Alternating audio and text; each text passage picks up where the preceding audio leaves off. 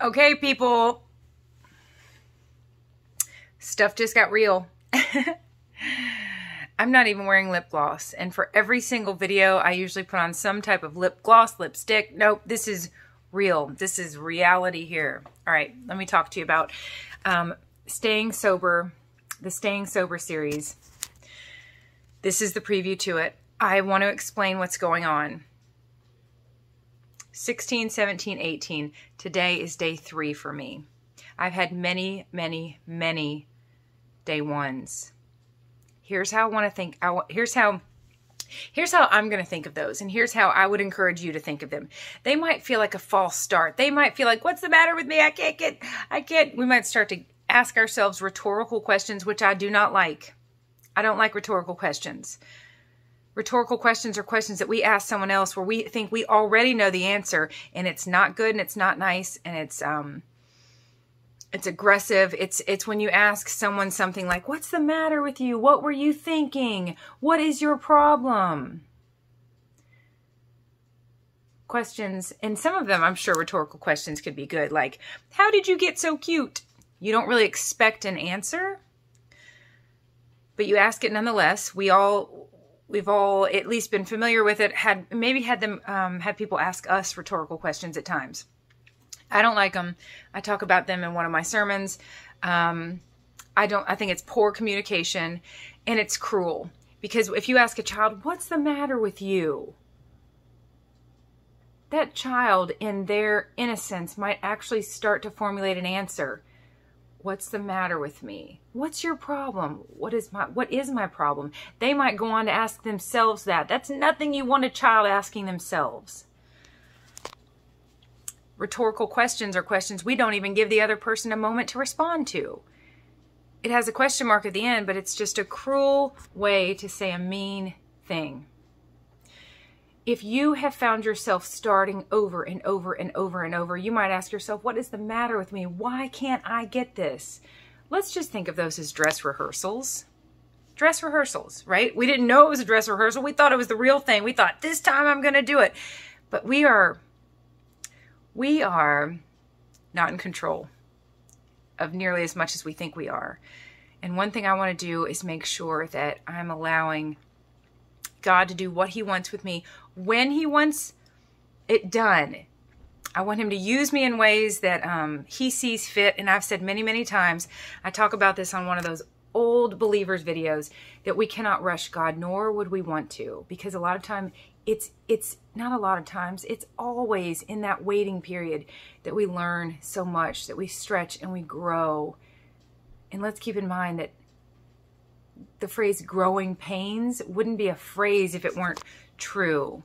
It's painful and uncomfortable to grow, but it's wonderful and important, especially as we set out to do God's work. We must mature in our faith. It's what we've been reading about in Hebrews, going from milk to solid food. So let's don't rush God. I am distracted by this box of Cinnamon Toast Crunch churro cereal that the elf on the shelf brought the other night. Oh my goodness, he's such a rascal. He is actually, it's a good opportunity. He brought loads of marshmallows and all this the other day, and it was a good opportunity for me to, it's a teachable moment to say, my goodness, this elf, oh my goodness, look, he brought all those marshmallows.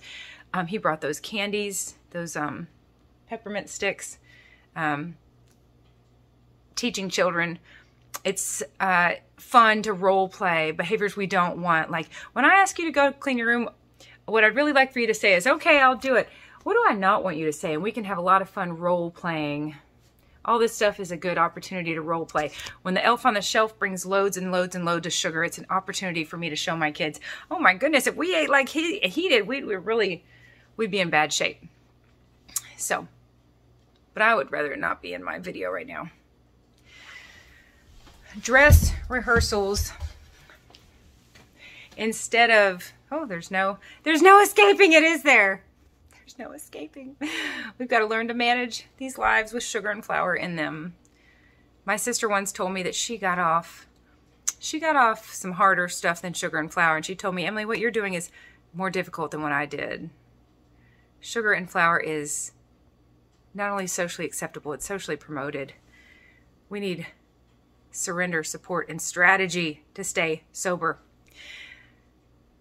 If you find yourself starting over and over and over with so many day ones, let's do two things. Let's trust that God is with us in this journey and that we are learning so much. And like I've said many times, if I lost the weight when I wanted to years ago, I wouldn't have this YouTube channel. I'm trusting Him with my life and His timing.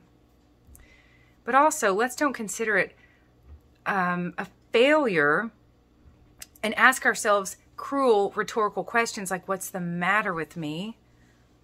Why do I keep doing this? Unless we want to reflect, and that is healthy. But let's just think of it as a dress rehearsal, that we got all ready to go. And what we didn't realize was that it wasn't quite time. By the grace of God, this will be time. If not, you're going to know, because I have decided, instead of waiting 90 days, I often tell you all, I'm not showing you what I've done, I'm showing you what I'm doing. So here I am being extremely vulnerable, letting you know that I am right now, this is day 3 for me. Let me tell you why. On Thanksgiving, I did a 1-plate rule experiment. That did not go well. I cracked up laughing and shared with you all that experiment, the conclusion was, nope, I need to weigh and measure. Because I got the biggest plate I could find and I loaded it down with so much it hurt my wrist. I'm not kidding. It was heavy. It was heavy. But I also added sugar and flour to that plate. I ran an experiment. After 2 years of doing this, I ran an experiment to see if I could handle a little sugar and a little flour. And you know what? I could. For about 30 minutes. And then I went back and got a little bit more, because why not at that point? When I came home, I went to a cabinet in a room I'm looking at, and I started ripping open packages of Reese's Cups and marshmallows and things that the elf on the shelf was bringing for my kids, and things that I had purchased for the construction crew around here, things that were not for me. I was taking from other people. But it was awesome, lovely, valuable data. The next day, I'm sure I got right off of it, but guess what? I had it in my system. So then I had to go through withdrawal again. And the pattern I've seen over and over for withdrawal for me is, I have a video called Connecting the Dots. This is when I finally started to realize sugar and flour are actually drugs. It's not just a cute, exaggerative, dramatic term. They are actually drugs, and I am absolutely addicted to them. In the Connecting the Dots video, I sit there in my car and I say, oh my goodness, I had gone 56 days. And then I stayed up till 3 o'clock in the morning, the night of December. Wow, that's very significant to me. December 11th. That's also the day that Greg and I started what we're doing now together. On December 15th, on his birthday, just a couple days ago, I got back into the sugar one last time. By the grace of God. We just called it a bump on our path. But December 11th, a year ago, I stayed up till, and December 11th is significant because that was 23 years ago. Greg and I went on our first date on December 11th. I remember it was December 11th because we got the poodles on December 12th. December 11th, I stayed up. This was a year ago. I stayed up till 3 o'clock in the morning packing. I was 56 days sober at that point. I stayed up till 3 o'clock in the morning, slept till about 6 or 7, went to get in the car, and Greg said, uh-oh, we hadn't communicated about this. He said, I need you to drive. And I was like, oh my goodness. We had 3 little kids with us. We were headed out of town to pick up 2 little poodles. We were staying in a hotel. It was a big, fun event. I had no idea he needed me to drive. So I tried to have just a handful of nuts. I needed some energy. I needed to function. I needed to be able to drive. About an hour into the trip, I said, that's it. It's over. I'm turning to sugar. I got whatever I want at every single gas station. It was fun. So much fun. The road to destruction is typically fun. If it weren't, we wouldn't take it. If it weren't fun, we wouldn't do it. If there weren't pros, we wouldn't be involved in it. Let's don't kid ourselves. It's fun. There are pros to turning to what we're addicted to, but the cons heavily outweigh the pros. When I got back from that trip, that's when I started connecting the dots. That was on a Friday. And I remember that because I said in that video, Friday was fun, Saturday was fine. Saturday was the day we got the poodles. Sunday, we went to a church nearby. I had a migraine so painful. It was so painful, this migraine that I had, that I actually thought maybe I need to go to the emergency room. Friday was fine. Friday was fun. Saturday was fine. Sunday there was a migraine. And by Monday I was having suicidal thoughts. The inflammation. Every time I binge on sugar, I usually can feel it in the back of my neck. The inflammation is so painful. There's so much, I almost feel like one big bruise. I'm so sore and tender to the touch. It's painful physically. Well, our brain tissue swells as well. There's inflammation in our brains. And as we process out these addictions, these substances, these poisons, I was having depression. I was experiencing depression and anxiety. Terribly. I was standing right here at this island making peanut butter and jelly sandwiches for my kids. We were headed to a Christmas function at their school. It was dark and rainy, and I was crying as I was making peanut butter and jelly sandwiches.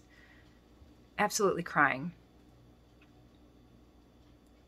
Thanksgiving, I ran that experiment. I put a little bit, this was just a month ago, less than a month ago. I put a little bit of sugar and flour on my plate, my one plate. 30 minutes later, I think I went back and got another piece of pie because, like I said, why not?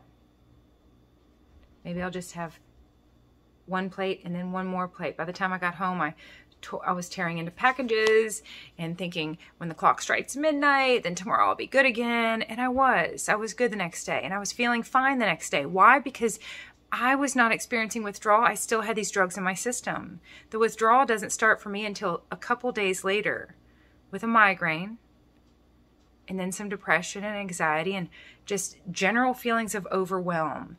I describe it the way I would imagine someone feeling hungover would feel, just sensitive to light and noise. And I live with 5 kids. That's rough. So from Thanksgiving on, I attempted to get off of it over and over. But this is the most wonderful time and the most hectic time of the year. If I showed you my calendar right now, you might crack up. You might not. It might look just like yours. I know that I discerned correctly not to continue preaching Sunday after Sunday after Sunday at that particular church that I was preaching at,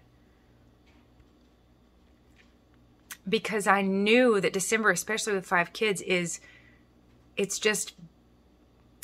beyond hectic. I've been having a difficult time finding the right time to withdraw. So I've gotten back into the sugar over and over, starting that 5, 6, 7 day cycle of the migraine and the depression and the anxiety. We started again on December 11th. That is amazing to me. I did not realize that it was December 11th a year ago and December 11th here recently. God does that for me all the time. He gives me numbers to remember things. He gives me numbers to make sense of it and recall. December 11th, Greg and I, it was our day 1. But it was a dress rehearsal because 3 days later on his birthday, I had 5 little kids, a terribly messy home, which is fine. I've been getting a lot done behind the scenes. Wink, wink. Santa Claus kind of stuff. But dishes and laundry and 5 kids and poodles. And we're still, up until this point, trying to keep Jubilee separated from Walter and Clyde, beyond hectic. So with these 5 little kids in this messy house, and the withdrawal was setting in, I was feeling hungover, I turned to sugar again. I made a conscious effort to go ahead and restart the cycle of withdrawal. What I'm sharing with you is that I'm giving myself a 90-day window right now to consider myself to be in rehab. Because what I want desperately is to be in recovery. This is the preview to the videos that I'll start putting out, because what I thought I might do is just wait 90 days to show you it. There are some practical and logistical reasons I'm not going to do that. That's too much data on my phone. And when I go to clear videos and delete footage and delete things off my phone, I would have to meticulously go through hundreds, if not thousands, of photos and videos to make sure I didn't delete any of them that I would want to show you 3 months from now. So God is leading me to be super vulnerable and show you all not what I've done, but what I'm currently doing. And I trust that many of you are doing this right along with me. There's no such thing as square one. We never start back over. That's a sobering thought. We are going and going and going. Let's make sure we're headed in the right direction. But let's don't worry about square one. It's data, right? I have a video called Staying Science-Minded. We don't have good days and bad days. We have good days and data days. We don't have to apologize to God for the diseases that He allows us to experience unless we made the choice to turn our backs on Him. That hasn't been my experience lately. God has been with me in this valley. He's with me in this trench. He's showing me how much I'm struggling. He's allowing me to struggle. He's with me. I have repented and apologized to Him before when I just cut off communication, quit listening to Him, and did what I wanted to do. And boy, did I abuse this body that He's given me. But my experience lately is traveling with you all and with Him, and I'm so grateful for the love and the support. So here's my preview to the Staying Sober videos. By the grace of God, I'll stay sober. If not, I'll share that with you. Please, please pray for me. 2 Corinthians 9:27 comes to mind.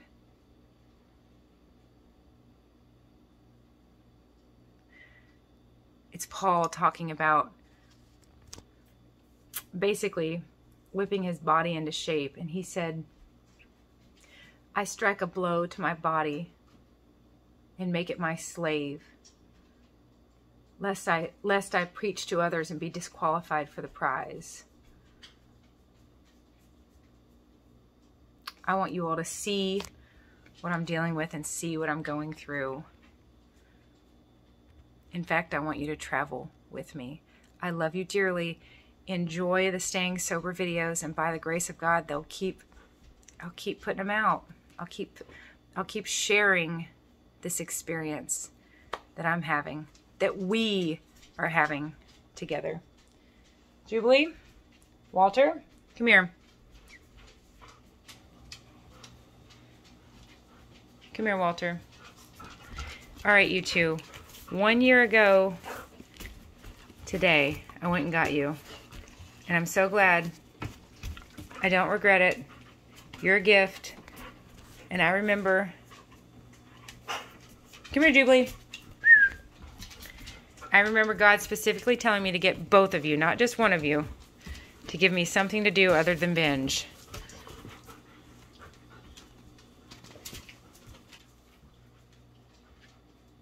I want to be grateful for everything He gives me. Philippians 2:14, do all things without complaining or arguing. I won't complain. I won't argue. I'll move forward. I'll stay sober by the grace of God and with your prayers. I love you dearly. Let's talk again soon.